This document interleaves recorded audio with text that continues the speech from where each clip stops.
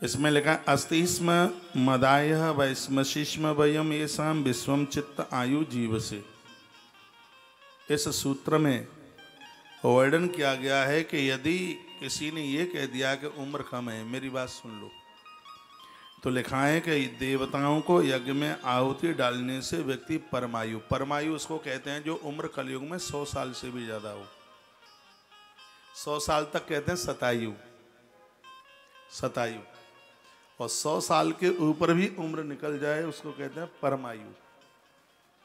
तो ये भगवान वेद कह रहे हैं, वेद में भगवान नारायण ने कहा है यजन करने से, यज्ञ करने से जीव परमायु को प्राप्त होता है। एक बात यहाँ वेद में बड़ी अच्छी बात कही, वो बात ये कही है कि लंबी तो उम्र यज्ञ करने से मिलती ही है, लेकिन इसका धुआं पशु पंछी और वृक्षों की उम्र बढ़ा देता है, नदियों की उम्र बढ़ जाती है।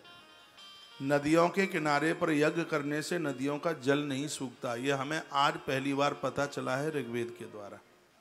इसलिए संत महात्मा नदियों के किनारे सत्कर्म करते थे। नदियों के किनारे जप करने से नदियों का जल कम नहीं होता, जल का स्तर बढ़ता है। हम और आप जो भी यजन करते हैं, हवन यज्ञ करते हैं, इससे परमायु की प्राप्ति होती है। उसका धुआं अन्य जीवों की भी उम्र बढ़ा देता है, वृक्षों की उम्र बढ़ती है, उससे पशुओं की उम्र बढ़ती है, रोग नहीं होता, सब निरोगी होते हैं। यह इसका बहुत बड़ा प्रभाव है। तो कहूँगा यात शिवम आस्तो संति कंडवेशवा दुब तत्रो इति तु मादयाद्भई। महात्मा कंडव ने जगह जगह यजन किए, यज्ञ किए। महात्मा कंडव बहुत लंबी दीर्घायु जीवन जीने वाले महात्मा हैं। देवों का यज्ञ करने से परमायु को प्राप्ति होती है।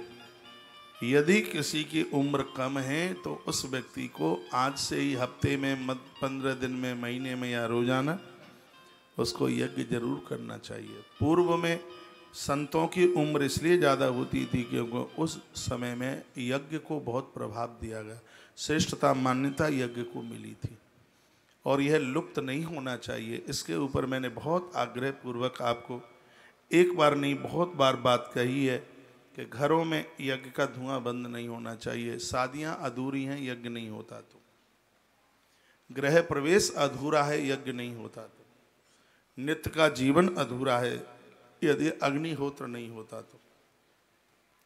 अग्निहोत्र बड़ा सरल है, इसमें आनंद की बात पूर्णाहुति भी नहीं करनी पड़ती और पूर्णाहुति का पुण्य रोज मिलता है। इसमें ब्रह्म पात्र का भी दान नहीं करना पड़ता, पूर्ण पात्र का दान नहीं करना पड़ता, और उसका पुण्य रोज मिलता है। हाँ। बड़े यज्ञों में कुछ लिमिट में उसमें निश्चित कर दी जाती है कि इतनी आहुति तुम्हें डालनी ही पड़ेगी। बड़ा जो यज्ञ है उसमें 108 के ऊपर आहुतियां डलनी ही चाहिए, उसमें 108 के ऊपर। लेकिन नित्य के अग्निहोत्र में आप 5 भी डाल देते हो तो उससे आपके नित्य नैमित्त कर्म की पूर्ति हो जाती है।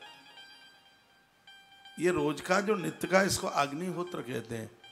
ये रोज का हवन है यज्ञ, इसमें रोज के हवन में पूर्णाहुति नहीं होती। शादियों में यज्ञ होता है उसमें भी पूर्णाहुति नहीं होती।